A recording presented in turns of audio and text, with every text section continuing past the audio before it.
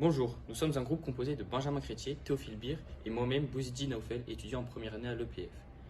Donc l'objectif de ce TP était de comprendre le mécanisme d'un train à sustentation magnétique, puis ensuite d'analyser les données obtenues expérimentalement.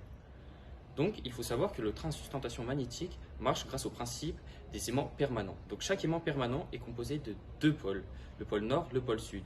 Les pôles contraires s'attirent tandis que les pôles similaires se répulsent.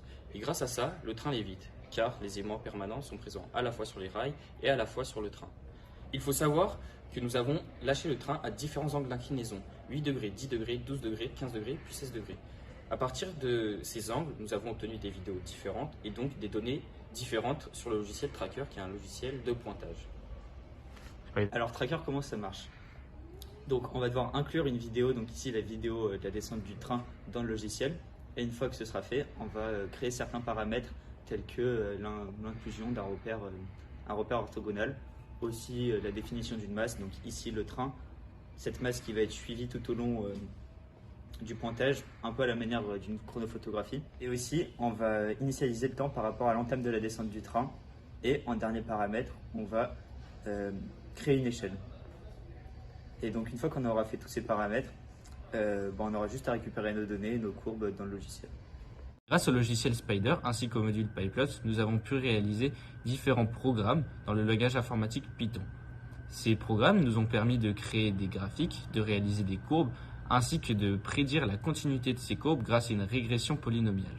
En combinant ces programmes simples en un programme plus complexe, nous avons pu réaliser des graphiques modélisant l'évolution de l'une des caractéristiques du mouvement en fonction du temps.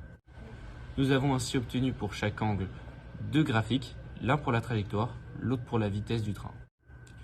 Sur chaque graphique apparaissent trois courbes. La première est créée à partir des données expérimentales que nous avons recueillies lors du premier TP.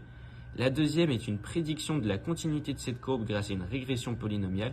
Et la troisième est une courbe théorique que nous avons comparée aux deux premières. En comparant ces trois courbes, nous sommes aperçus qu'elles étaient différentes.